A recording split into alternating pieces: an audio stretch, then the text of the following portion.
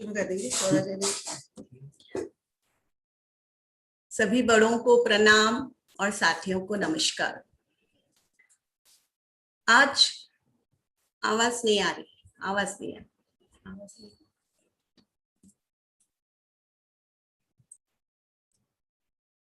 Hello, अब आ रही है आवाज? हेलो, नहीं आ रही, आ रही है भैया आवाज? आ रही, आ रही।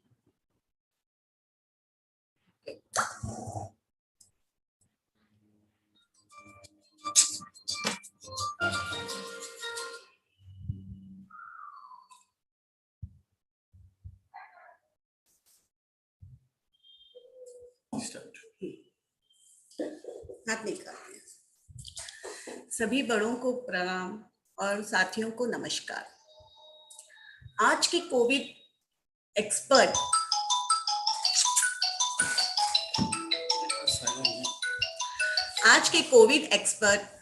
डॉक्टर आदित्य जी विक्रम काबरा, नवोदय हॉस्पिटल की टीम और राजस्थानी सेवा संगठन के सभी साथियों व अध्यक्ष श्री हरि किशन जी बंग, फ्रेंड्स ऑफ एल्डरली के साथी व पधारे हुए अतिथियों का आज के इस जूम सभा में आप सभी का स्वागत करती हूं और आने वाले पर्व होली की आप सभी को बहुत बहुत शुभकामनाएं देती हूं। आज कोविड वैक्सीनेशन को लेकर कई लोगों के मन में काफी कंफ्यूजन है। उन्हीं को दूर करने के लिए हमने आज यह प्रोग्राम रखा है ताकि कल नवोदय हॉस्पिटल में होने वाले फ्री वैक्सीनेशन की सुविधा आप सब बगैर किसी दुविधा से ले सके। हमारी यही कामना है कि आप सब स्वस्थ, मस्त और व्यस्त रहे। मैं फ्रेंड्स ऑफ एल्डरली और राजस्थानी सेवा संगठन की पूरी टीम की तरफ से आप सभी बड़ों से मैं आशीर्वाद चाहूंगी और आप सभी का वक्त ज्यादा व्यर्थ न करते हुए मैं श्री एन.के. बाहेती जी को आगे का कार्य संभालने के लिए कहूंगी। तो थैंक यू मैम। वेलकम। मैं सबसे पहले तो आज के हमारे subject expert doctor Aditya Vikram का छोटा सा परिचय। वैसे तो आप सबको आदित्य जी परिचित ही है और आप सब लोग ये भी जानते हैं कि इनसे अगर कोई 5 मिनट भी इंटरेक्ट कर ले तो वो इन्हें अपना बनाने की क्षमता रखते हैं। सब्जेक्ट में तो आप एक्सपर्ट है ही है, पर्सनल लेवल पे इतना अपनापन इनसे मिलता है सभी को, क्योंकि बहुत अच्छे वक्ता भी हैं। काफ़ी लोग इनको सुन भी सीखे हैं आरटीए में और काफ़ी अलग अलग प्लेटफॉर्म पे आपके वक्तव्य होते रहते हैं अलग अलग सब्जेक्ट्स पे। और वर्तमान में आप कोविड डायरेक्टर हैं नवोदय हॉस्पिटल के एंड हेड ऑफ डिपार्टमेंट है एनेस्थीसिया और क्रिटिकल केयर के। इसके अलावा आप मैनेजिंग डायरेक्टर है पल्स हेल्थ केयर एसोसिएट्स के। और एक्चुअली ये अपना इंटरेक्टिव सेशन है क्वेश्चन आंसर्स का। तो जो जनरल क्वेश्चंस हैं वो तो मैं इनसे पूछ के सूरज को दिया बताने जैसी बात होगी। तो मैं आदित्य जी से रिक्वेस्ट करता हूँ, डॉक्टर आदित्य से, कि पहले तो वो जो जनरल डाउट्स हैं सबके उनका हमको थोड़ी सी जानकारी दे दे, ताकि अगर कोई विषय छूट जाए और किसी के कोई स्पेसिफिक डाउट्स वगैरह हो तो हम लोग बाद में क्वेश्चन आंसर सेशन में हम लोग कवर कर सकते हैं। तो आदित्य जी आपका स्वागत है। तो stage is all yours now. Right.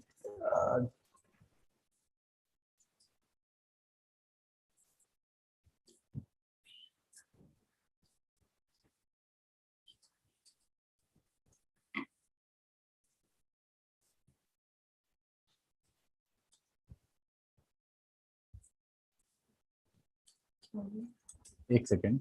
हाँ,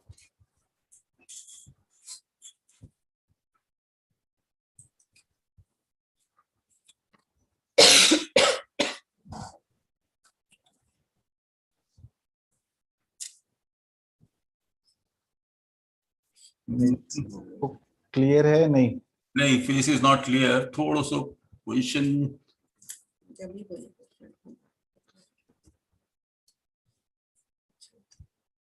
आई guess regular sharing is better. I will go with the regular sharing. हाँ, regular, go with the regular sharing, this is flickering a lot.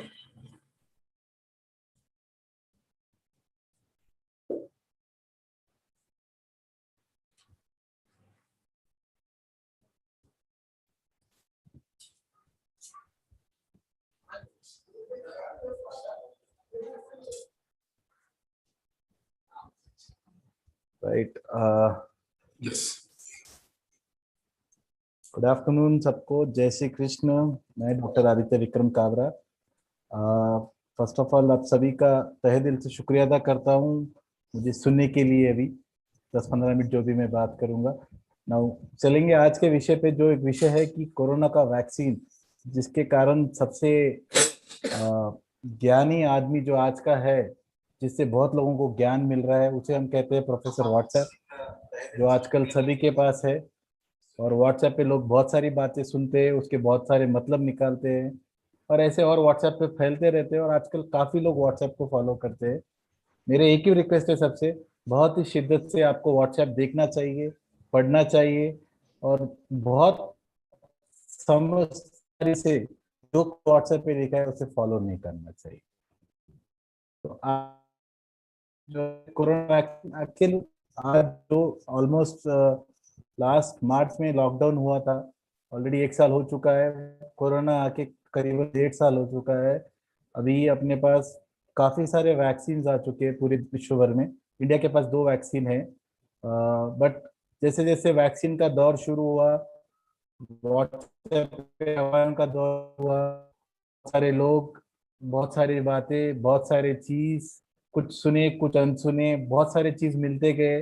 तो लोगों में काफी एक डर का माहौल है, ताकि वैक्सीन लेना चाहिए नहीं लेना चाहिए। पहले कोविड से परेशान थे, सोच रहे थे कि कब वैक्सीन आएगी। अब वैक्सीन आए तो सोच रहे लेना है कि नहीं लेना, लेने के बाद मुझे क्या होगा, कुछ और हो जाएगा क्या। ऐसे बहुत सारी चीजें जो बहुत सी जनरल टॉपिक है। तो जब मुझे नवल भैया ने बताया था कि मुझे एक जनरल टॉपिक पे बात करना है, इट्स क्वेश्चन आंसर सेशन, तो थोड़े असमंजस की स्थिति थी कि हर एक जने कोई क्वेश्चन पूछेगा, कोई आंसर देगा। तो एक छोटा सा टॉक रखा है मैंने, जैसे आपको स्क्रीन पे दिख रहा है। मैं आपको एक बहुत ही सरल तरीके से वैक्सीन कौन कौन लेना चाहिए नहीं लेना चाहिए उससे जुड़े हुए तत्व आधार पे रोशनी डालूंगा। उसके बाद जो भी क्वेश्चन आंसर।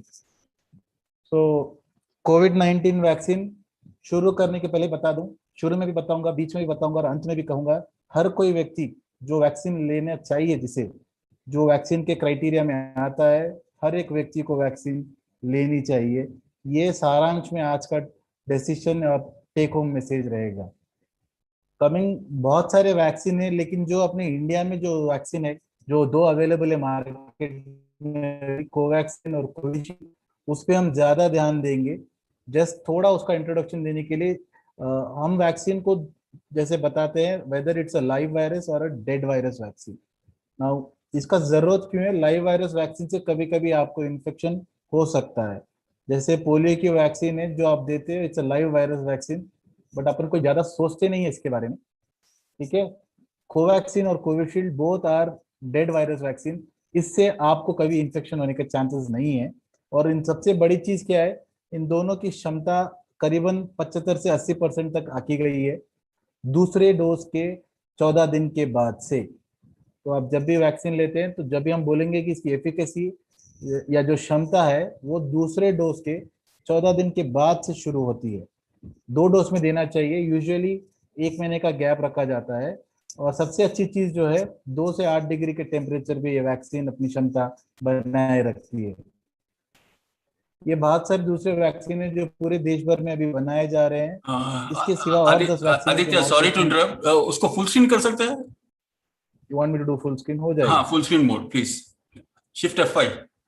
या दिस इज बेटर। हाँ, now it's better, yeah please so go ahead. बहुत सारे वैक्सीन है जो अभी ये आ चुके हैं मार्केट में, और इसके साथ साथ 10 वैक्सीन है जो आने वाले हैं। But that is not our point of concern आज, क्योंकि we are only going to talk about Covaxin and Covishield, now basically vaccine क्या करता है, एक आम आदमी की जानकारी के लिए, जब भी एक वायरस को हम अंदर भिजाते हैं, जैसे कि अपन वायरस को अंदर भिजाते हैं, अपनी बॉडी जो उसमें अपने बॉडी में जो व्हाइट ब्लड सेल होते हैं, एलिसाइट्स होते हैं, वो अपने बॉडी में एंटीबॉडी प्रोड्यूस करते हैं, which is a defence mechanism. मतलब एक आम आदमी की लड़ने की शक्ति, जिसके कारण कोई भी सामने से खतरा दिखे, जैसे इन्फेक्शन, बॉडी उस पर रिस्पॉन्ड करता है और एंटीबॉडी प्रोड्यूस करता है। एंटीबॉडी प्रोड्यूस करने से अपनी लड़ने की क्षमता देखी जाती है। और अगर आप ज्यादा एंटीबॉडी प्रोड्यूस करते हो और वायरस को कंट्रोल में कर पाते हो, तो आप इन्फेक्टेड नहीं रहोगे। दैट इज, ये बेसिक कॉन्सेप्ट है एंटीबॉडी का। अगर इसको एक सरल भाषा में समझाना है, जैसे पुराने टाइम पे खेत में लोग एक डमी बना के रखते थे, कि आदमी का पुतला बना के रखते थे ताकि जानवर डरे, ऐसा नहीं कि आदमी को बिठा रहे हैं। तो वैक्सीन भी ऐसा है, एक डेड वायरस आपको दे रहे हैं, एक डमी जैसा, तो बॉडी उसको रिएक्ट करे, एंटीबॉडीज प्रोड्यूस करे, ताकि जब सच में इन्फेक्शन आए आपको, your body is well prepared और इमीडिएटली रिस्पॉन्ड शुरू होता है और आपको इन्फेक्ट नहीं होता है। तो this is the basic concept of the vaccine, और वैक्सीन कैसे काम करता है। नाउ बहुत इंपॉर्टेंट है कि अगर मैं गिनना शुरू करूं कि किस किस को वैक्सीन लेना है, तो बहुत सारे लोग हैं जिसको वैक्सीन लेना है। बहुत ही लिमिटेड लोग हैं जिसे वैक्सीन नहीं लेना चाहिए, या जिन्हें हम वैक्सीन दे नहीं सकते। तो हम फोकस उन पे डालेंगे जो जो वैक्सीन नहीं ले सकते। इन सबको छोड़ के जो भी बाकी के अतिरिक्त लोग हैं, वो वैक्सीन ले सकते हैं।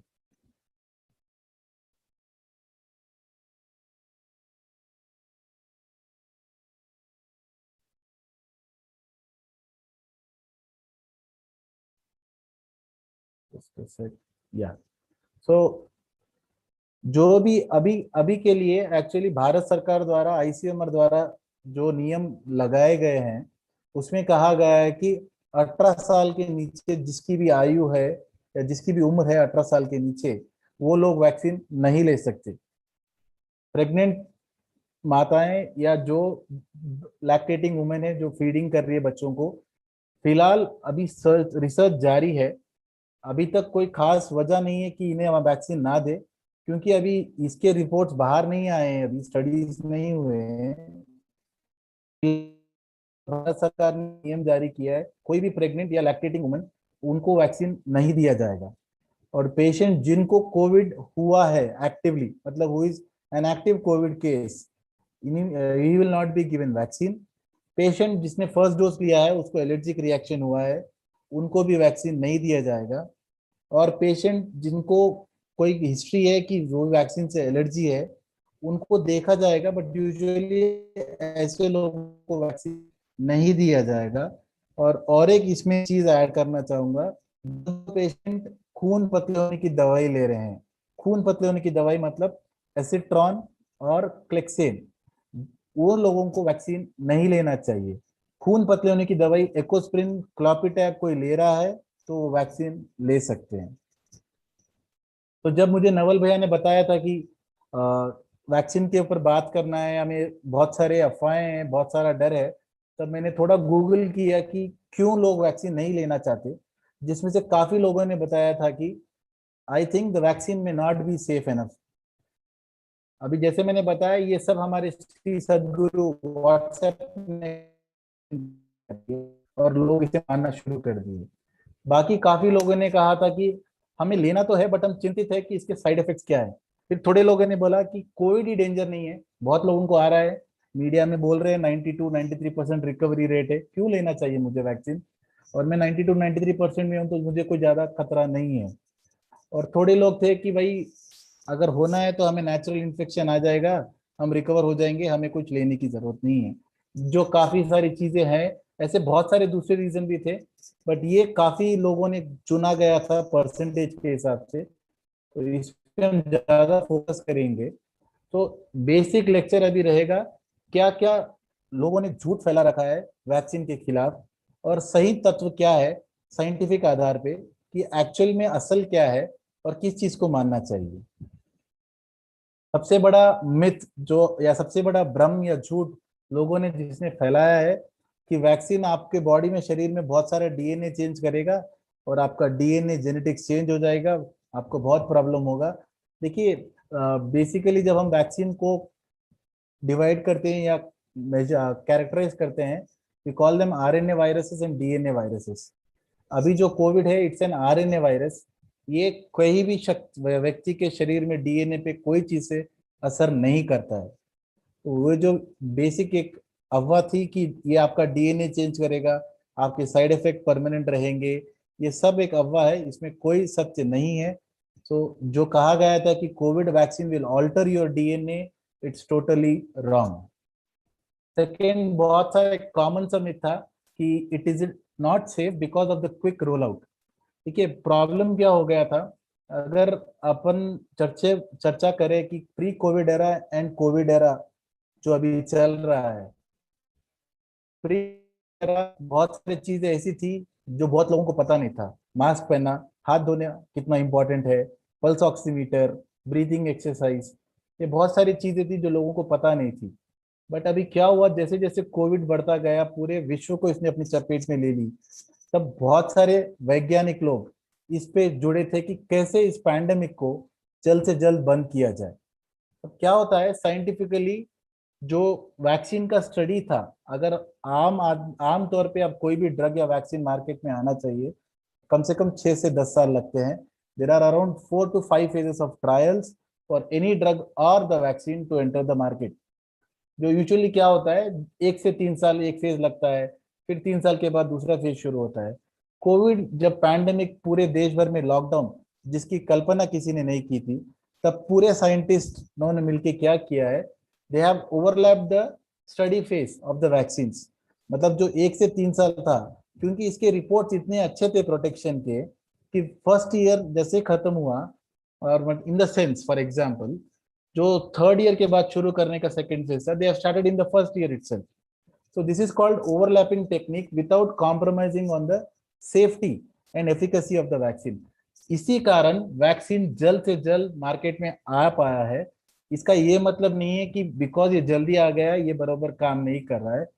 तो it has been thoroughly processed by the safety and the standard protocols, and it is absolutely safe for each and every one of us to take the vaccine। बाद में आया गया था कि इसके बहुत एलर्जी है, जो आदमी इम्यूनो कॉम्प्रोमाइज्ड है उनको लेना नहीं चाहिए। देखिए इम्यूनो कॉम्प्रोमाइज्ड एक बहुत ही वेग और ब्रॉड टर्म है। जैसे हर व्यक्ति जो डायबिटिक है इज इम्यूनो कॉम्प्रोमाइज, बट ऐसे लोगों को वैक्सीन लेना काफी जरूरी है क्योंकि उनकी लड़ने की शक्ति कम है।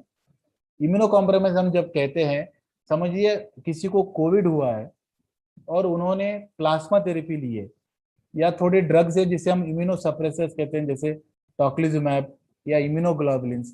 आपने अगर ये ड्रग्स लिए, मतलब आपकी इम्यूनिटी को हमने कम किया है फॉर अनदर रीजन। सो जब आप ये ड्रग्स लेते हो तो अब आपको वैक्सीन लेने की जरूरत नहीं है for at least a period of 2 months। अगर आपने प्लाज्मा लिया है तो व्हाट वी से, जिस व्यक्ति ने भी प्लाज्मा लिया है या इम्यूनोग्लोबिन लिया है, 90 days from the date of plasma, after 90 days he or she can take vaccine। before that he or she should not be taking the vaccine because the response what you will get will not be appropriate। जो चीज हम सोच रहे हैं, जब हम antibodies produce करना चाहते हैं, जिस क्वांटिटी में प्रोड्यूस करना चाहते हैं, शायद वो क्वांटिटी में प्रोड्यूस ना हो क्योंकि आपका बॉडी इम्यूनो सप्रेशन में है। For that reason, coming to pregnancy and breast feeding और लैक्टेटिंग मदर्स, जैसे बताया गया है कि कोविड को आके 1-1.5 साल ही हो रहा है। अभी तक जो पॉपुलेशन पे स्टडी किया गया है that is a normal population. हमने कोई प्रेग्नेंट पेशेंट्स पे अभी तक स्टडीज नहीं हुए, बट ऐसा नहीं है कि प्रेग्नेंट पीपल वैक्सीन नहीं लेना है, it is left to their choice अभी तक। लेकिन भारत सरकार द्वारा नियम जो दिए गए हैं उसमें प्रेग्नेंट पीपल को इंक्लूड नहीं किया गया है। बट मे बी 1-2 महीने में हम उम्मीद कर रहे हैं कि एक स्टडी आएगा बाहर जिसमें बोला जाएगा कि even pregnant and lactating can take. But फिलहाल के लिए प्रेग्नेंट और lactating mothers are not suppose, उन्हें वैक्सीन लेने की जरूरत नहीं है, they can not take the vaccine. दूसरा सबसे बड़ा मिथ था, आई विल गेट कोविड-19 फ्रॉम द वैक्सीन। जैसे मैंने बताया ये एक डमी वायरस है जो हम बॉडी को प्रोड्यूस कर रहे हैं एंटीबॉडीज प्रोड्यूस करने के लिए, it's a dead virus. So इससे आपको कोविड नहीं होगा, right. Now I have had कोविड-19 और मुझे वैक्सीन की जरूरत नहीं है। जब हमने स्टडीज किया था लैब में, जिस आदमी को कोविड होता है उनकी इम्यूनिटी यूजुअली 2 से 3 महीने में डिक्रीज हो जा रही है, जो एंटीबॉडी लेवल्स है वो कम हो जा रहे हैं। सो वो अभी तक जो स्टडीज हुए उसमें पाया गया कि the immunity which an infection is giving you is not life long और it is not permanent, it is constantly fading off. तो इसी कारण जो आपको इन्फेक्शन से इम्यूनिटी मिलती है, इसीलिए कोविड-19 जिसे आ रहा है 2 महीने तक उन्हें वैक्सीन लेने की जरूरत नहीं है, बट 2 महीने के बाद ही और she should take the covid vaccine, because the immunity that जो वैक्सीन देता है it's a very long term immunity compare to the immunity जो हमें इन्फेक्शन के बाद मिलेगा।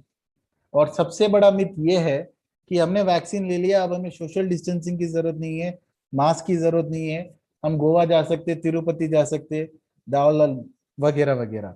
देखिए, वैक्सीन एक बहुत ही स्पष्ट रूप से सबको मालूम होना चाहिए, vaccine will not prevent you from getting Covid. Vaccine लेने के बाद में भी बहुत लोगों को कोविड आ सकता है, बट जो जो वैक्सीन लेगा उनमें सीवियर इन्फेक्शन नहीं देखा जाएगा, ये 100% करेक्ट है। तो जो जो वैक्सीन लेगा उन्हें इन्फेक्शन होगा बट सीवियर इन्फेक्शन नहीं होगा, मामूल सा इन्फेक्शन होगा जो होम क्वारंटाइन या घर पे ठीक हो जाता है। तो vaccine is to prevent people from getting admitted into ICU. Vaccine का ये मतलब नहीं है कि आपको इन्फेक्शन नहीं आएगा। किसी ने व्हाट्सएप में बता दिया मैंने वैक्सीन लिया है, मुझे कोविड पॉजिटिव हुआ है, बट इज हैप्पीली सिटिंग, अगर वो व्हाट्सएप पे शेयर कर रहा है that means he is quite comfortable. और बहुत सारे लोगों को भ्रम ये है कि हमने फर्स्ट डोज ऑफ वैक्सीन ले लिया, we are having already protected. बहुत ही स्पष्ट रूप से सबको ये सूचना दी जाती है कि जब भी आप सेकेंड डोज ऑफ वैक्सीन लोगे, 14 दिन सेकेंड डोज के वैक्सीन के बाद आपका इम्यूनिटी शुरू होगा, तो तब तक आपको बहुत ही जागरूक रहना है। उसके बाद भी social distancing, proper use of a proper face mask और proper hand washing should continue without any compliance, sorry, without any negligence or loose things that it should not be done.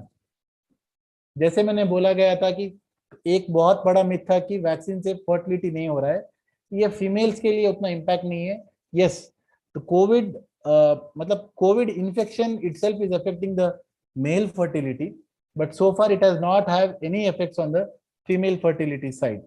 और थोड़े लोगों ने बताया कि कोविड माँ से बच्चे को जा सकता है। देखिए, अभी तक तो कोई कंफर्म रिपोर्ट नहीं है। अगर माँ को इन्फेक्शन होता है तो माँ के शरीर से जो प्लासेंटा के थ्रू एंटीबॉडीज जाते हैं which is a protection, so that the baby is protected. ऐसा नहीं है कि माँ को कोविड हुआ तो बच्चे को भी कोविड रहेगा या और कुछ प्रॉब्लम होगा, बट ये अभी स्टडीज चल रहे हैं, इस पे और ज्यादा रिसर्च की आवश्यकता है, इसके रिपोर्ट्स शायद बाद में आए। नाउ बहुत सा इंपॉर्टेंट क्वेश्चन है कि आपको वैक्सीन दिया गया है, वैक्सीन के बाद आपको क्या क्या एक्सपेक्ट करना है या क्या क्या हो सकता है। तो बहुत ही कॉमन सी चीज है कि जब भी आप वैक्सीन ले रहे हो तो हल्का सा आपको बुखार आए या हाथ में दर्द है, सर्दी हो जाए या थोड़ा बहुत जुकाम जैसे लगे, तो these are all common effects. ये सब साइड इफेक्ट्स है which are acceptable and expected side effects. मतलब कभी कभी आपको जब वैक्सीन लोगे तो आपको शायद दर्द होगा, इसीलिए हमने क्या किया गया है कि नॉन डोमिनेंट हैंड, मतलब जो आप हाथ यूज करते हैं, फॉर एग्जांपल जो सीधा हाथ का राइट हैंड डोमिनेंट है, उनको हम बोलेंगे कि लेफ्ट हैंड पे वैक्सीन ले, ताकि उनको दर्द कम रहे, राइट। उसके बाद कभी कभी थकावट से लगना, सर दर्द देना या मसल पेन, फीवर, ये सब very common and easy to cure side effects है which are not life threatening. और क्यों होता है, जैसे बचपन बचपन में आप बच्चे को टीका लेने जाता जो देते हो, कोई भी जब टीका देते हो, फॉर एग्जांपल डीपीटी वैक्सीन और एनी अदर वैक्सीन, बहुत कॉमनली आपका पीडियाट्रिशियन बोलता है कि बच्चे को आज रात में बुखार आएगा, पैरासीटामोल देना है। That means the body is acting, मतलब बॉडी जो आप डमी इन्फेक्शन दिए उसको रेस्पॉन्ड कर रहा है, एंटीबॉडीज प्रोड्यूस कर रहा है, और ये अच्छी चीज है। इसका ये मतलब नहीं कि वैक्सीन काम नहीं कर रहा या आपसे वैक्सीन के कुछ सीरियस साइड इफेक्ट्स हो रहे हैं। तो बहुत ही इंपॉर्टेंट विषय का बात है, ये पैंडेमिक कब एंड होगा और कैसे एंड होगा। इस बीमारी का इलाज अगर आपने मेरे प्रीवियस लेक्चर भी सुना होगा तो बहुत ही सरल है। द बेसिक वैक्सीन और the universal vaccine to any pandemic is common sense which is now commonly lacking in all of us. अगर आप कॉमन सेंस यूज करें, आपकी सहायता करें, जैसे मैंने बोला था, ये एक ऐसी यूनिक बीमारी है जिसमें अगर आपको जीवित रहना है, स्वस्थ रहना है, तो आपके सामने वाले आदमी को भी स्वस्थ रहना है।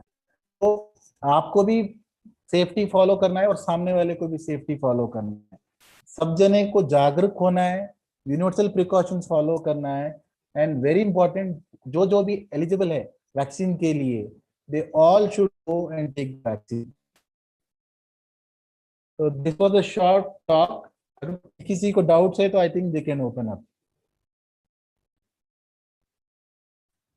Thank you Aditya, very informative, short and to the point.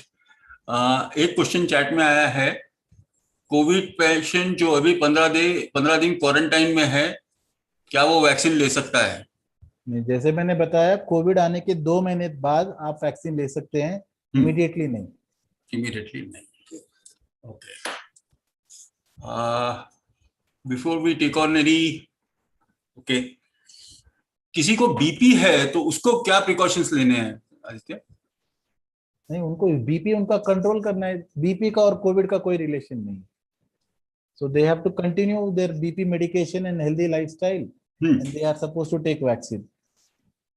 Okay, so अगर किसी का कंट्रोल में नहीं हो तो उसको वैक्सीनेशन कर सकते हैं या नहीं? कर सकते हैं, ऐसा कोई प्रॉब्लम नहीं है, बट बीपी भी कंट्रोल में लाना चाहिए। Okay okay. And food related या लाइफस्टाइल रिलेटेड क्या प्रिकॉशंस लेने चाहिए प्री एंड पोस्ट? जैसे बोला है कि वैक्सीन लेने के बाद में थोड़ा बहुत हर्ज, सर्दी, जुकाम या pen at the injection side, आपके कंधे पे, बाजू में पेन हो सकता है। तो what usually it is said कि आप पैरासीटामोल ले सकते हैं 2 दिन। जो भी एल्डरली पीपल है और एज पीपल है स्पेशली, कि वैक्सीन के बाद यू टेक पैरासीटामोल सुबह और शाम में, एंड सी दैट आप you don't use your hand for any heavy work.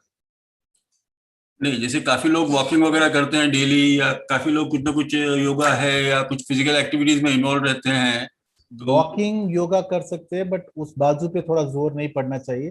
कभी कभी पेन हो सकता है, okay. but they can continue their walking and other yoga things which does not involve this hand. Sangeeta ji को क्वेश्चन आया है, okay, second dose लेने के बाद या ट्रैवल कर सकते, कितने दिन के बाद ट्रैवल करना चाहिए? सेकेंड डोज लेने के बाद कितने दिन में ट्रैवल कर सकते हैं? जैसे मैंने बोला, कौन सा भी डोज लेने के बाद में you will have to still maintain your universal precautions wherever you are traveling, right? There is no discount on universal precautions. Okay. Yes, second dose लेने के बाद अप्रोक्सीमेटली 14 डेज के बाद में there is a peak antibody response. That means the vaccine is in action at its peak. So usually if you can see that after 14 days if you travel, provided you still maintain all the universal precautions, you will be really safe. Okay, Pradeep वो mic unmute कर लो आपको। हाँ पूछो। नहीं, मैं ये सुन रहा हूँ, जो पहले कोविशील्ड लिया है जिसने वैक्सीन, वो सेकंड टाइम कोविशील्ड ही लेना है। हाँ, वैक्सीन चेंज नहीं करना है। जो भी फर्स्ट डोज आपने लिया है वैक्सीन, बस उसी का लेना है। अच्छा अच्छा, इसमें और एक बात यह है कि पहले जहां से लिया वहीं से दूसरा लेना जरूरी है या कहीं और कहीं से भी ले सकते हैं? हाँ, क्योंकि आपका रिकॉर्ड वहीं पे रहेगा ना, नहीं तो कंफ्यूजन होगा। आपने जहां फर्स्ट वैक्सीन लिया है फर्स्ट डोज, सेकेंड डोज भी आप वहीं पे लेंगे, ताकि जो जो काउंटर नंबर है जो रिकॉर्ड में जाएगा गवर्नमेंट के, इट विल बिकम इजी। तो दैट इज वाई सबको बोला गया है कि दैट वाज आप लिंक्ड जहां पे विद, भी वैक्सीन, उसको तो लिंक उन्होंने आधार कार्ड से लिंक करके रखे हैं नहीं ना? सर, कैन रही वो, अगर हमारा पास आप वैक्सीन लिया तो नेक्स्ट महीना हमारे पास ही डोज भी जाए ना बाची को। नहीं भाई, अगर जो सेकेंड डोज मैं अटेंड नहीं था 28 दिन के बाद, हम्म, आज मैं डोज लिया 28 दिन के वैक्सीन को बाद। ड्यूरेशन डाल के रखिएगा, नया नंबर 4 to 8 वीक्स। आप फर्स्ट डोज को वैक्सीन होने के बाद 4 से 8 हफ्ता का बीच में सेकेंड डोज ले सको। तो अगर आप कटी 12 गए सो हो, हाँ, एक आध हफ्ता आगे पीछे ले सके, लेकिन बटे लेनू पड़े। संगीता जी अनम्यूट कीजिए अपने आप को।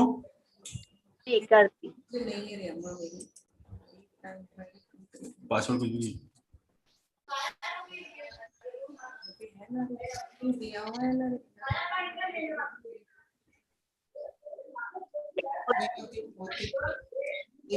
संगीता जी अपने आप आ जाती।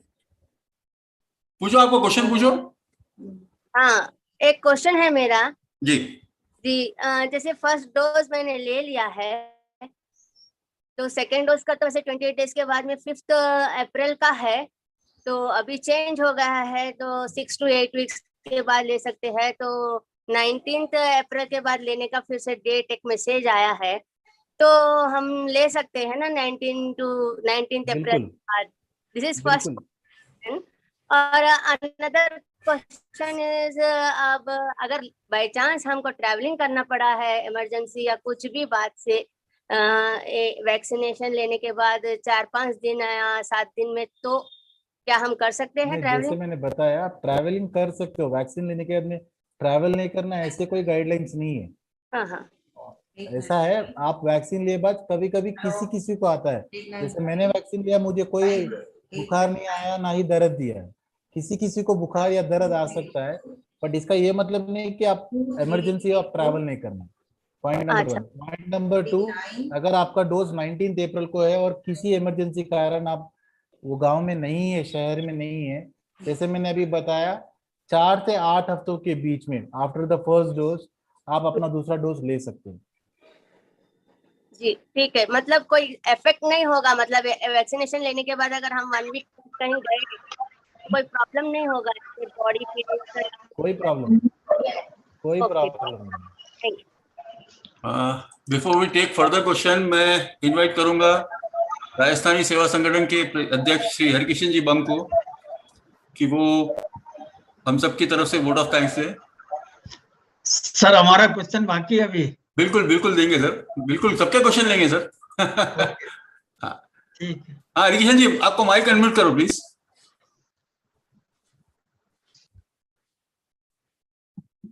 हाँ बोलो सर। हेलो, हाँ आ रही है आवाज। हरी हरी आवाज। हाँ आ रही है। मैं सबसे पहले डॉक्टर साहब काबरा जी को और एफओबी के भारती जी, मिस्टर और मिसेस भारती जी को बहुत बहुत इस कार्य में मानव सेवा और माधव सेवा के कार्य में अपना अमूल्य योगदान देके हमको भी आप में सहभागी बनाया, इसलिए आपका सबका बहुत बहुत धन्यवाद साहब। सबका साथ सबका विकास। सबका साथ सबका विकास। जी महेश्वरी जी।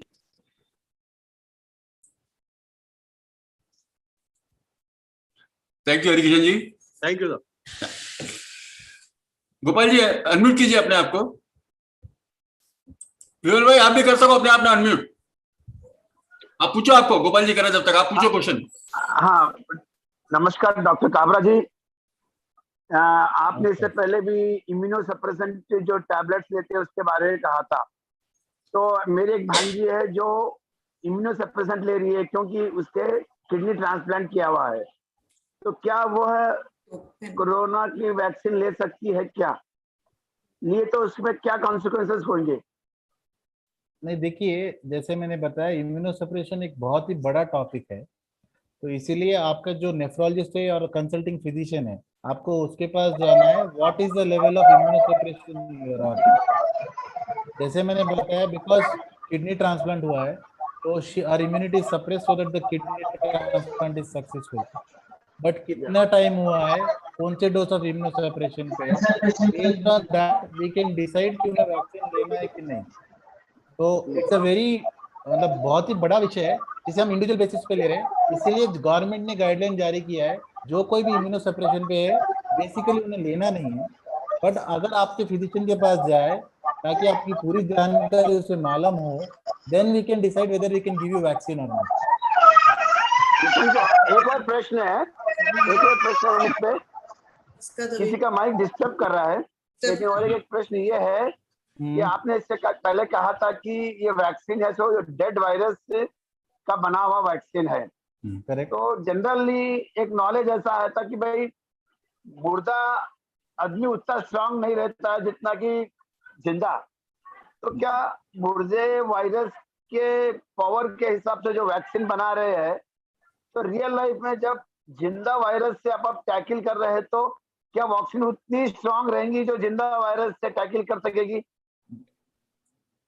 सर आपने बचपन में जितने टीके लिए आधे टीके मुर्दा वायरस के ही है, और आप अभी जान जवान अच्छे बात कर पा रहे हो, इसका मतलब वो काम कर रहा है। नहीं, मैं अभी क्वारंटाइन पीरियड में हूँ, मुझे कोरोना होके 3 दिन हो चुका है। मैं अभी आपने क्वारंटाइन अगर में हूँ, नहीं लेकिन लिया था तो आप आईसीयू में होते। आप होम क्वारंटाइन पे हो, खुशी मनाइए। जैसे मैंने बोला, vaccine is going to prevent against serious consequences of infection, not the infection per से।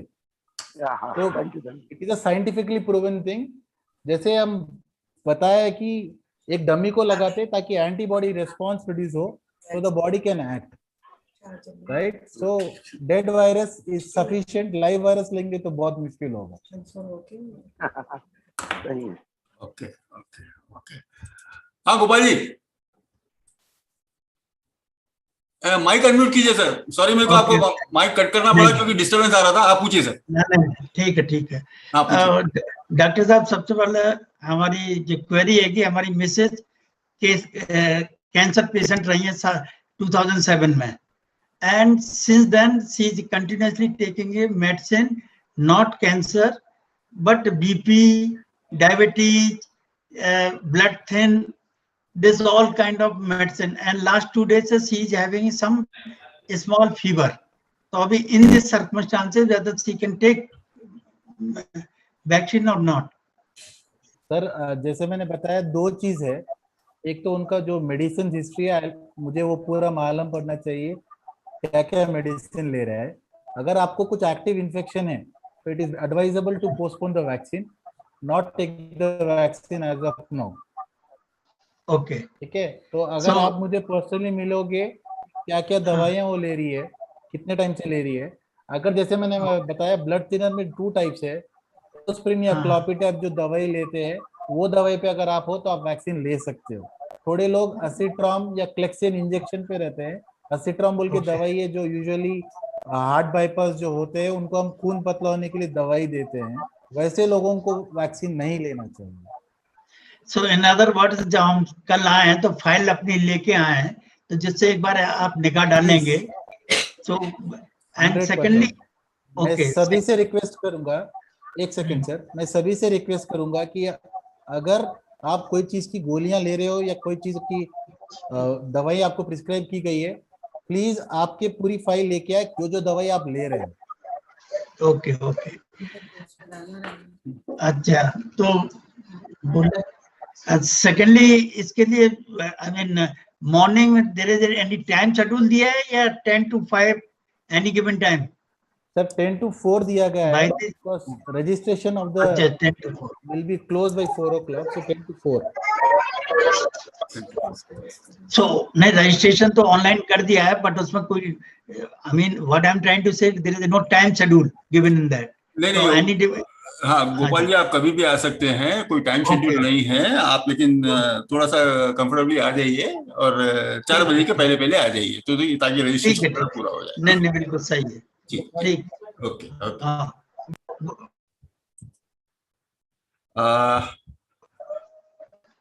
कुछ लोगों को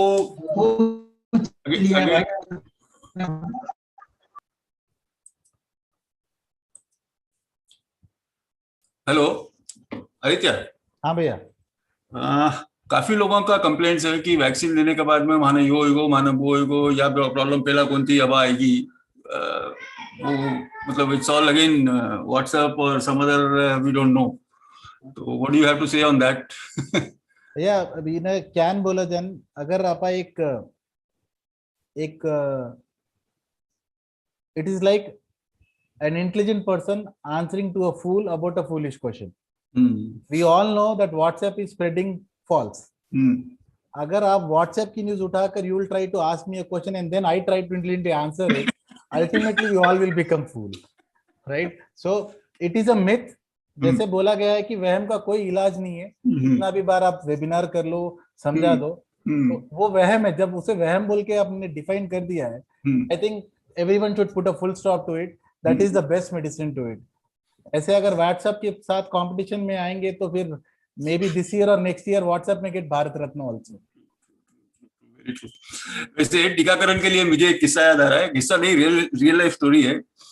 स्कूल में एक डेजिग्नेटेड डे सबको पहले से बोल दिया जाता था कि इस दिन सब लोगों का टीका होने वाला है, तो जो भी टीका होता है, और उस दिन का हम लोग बेसब्री से इंतजार करते थे, क्योंकि टीका लेने से नेक्स्ट डे छुट्टी मिलती थी। बुखार आता था वो अलग बात है, लेकिन छुट्टी के चक्कर में वो शौक से लगवाते थे, हाँ भाई चलो नेक्स्ट डे छुट्टी मिलने वाली है अपनी। एक दिन तो ऑफिशियली छुट्टी मिलती थी टीके के नेक्स्ट डे। एनीवे, तो और किसी का कोई क्वेश्चन आएगा? इस जितना सोचे थे उतने तो आज बहुत ही ज्यादा पूर्ण रेस्पॉन्स है। हाँ ओके, राजा वो माइक अनम्यूट करो, राजा वो माइक अनम्यूट करो, आपको माइक अनम्यूट करो। हाँ ना अब आ रही है, बोलो। 45 एज का जो अभी अपने पास जो लिमिट है 1 अप्रैल से 45 प्लस को देना शुरू कर रहे हैं। अपने पास रजिस्ट्रेशन हो रहे हैं मैक्सिमम 45 के अबव के। तो उनके लिए कुछ प्रॉब्लम्स तो नहीं आ रहा ना, मतलब कि वहां पर कुछ भी नहीं, तो ले सकते हैं उन्होंने? बिल्कुल ले सकते हैं, बेफिक्र होकर ले सकते हैं, टेंशन फ्री। नहीं मतलब सामने वाला जब मेरे को क्वेश्चंस कर रहा है कि भाई हम ले सकते हैं ना, तो वो हिसाब से रजिस्ट्रेशन नहीं कर वहां आए तो समझा देंगे उनको पर्सनली। मैं गवर्नमेंट का जो ऐप है उस पे एक्सेप्ट नहीं कर रहा हूँ। अरे वो टेंशन मत लो, बोलो ना, बस आ जाओ, बोलो, लगा देंगे उनको। 45 प्लस ले ठीक है, सकते हैं, 45 प्लस ले सकते हैं, बिलो 45 कोई नहीं ले सकता। Okay okay okay, as long as they are 45 plus, it's okay. Okay okay okay, thank you. So I guess we have, तो आज का सेशन यहीं पे खत्म करते हैं। Thank you all, thank you Aditya, thank you Harikishan ji, thank you Gopal ji, thank you Raja Bhau, thank you Padma जी। सबका जो दिख रहे हैं बोल रहा हूँ। कन्हैया भाई थैंक यू, विमल भाई thank you, Jagdish ji thank you, और कौन है, गुंजन थैंक यू, सभी का थैंक यू। सभी को बहुत बहुत धन्यवाद।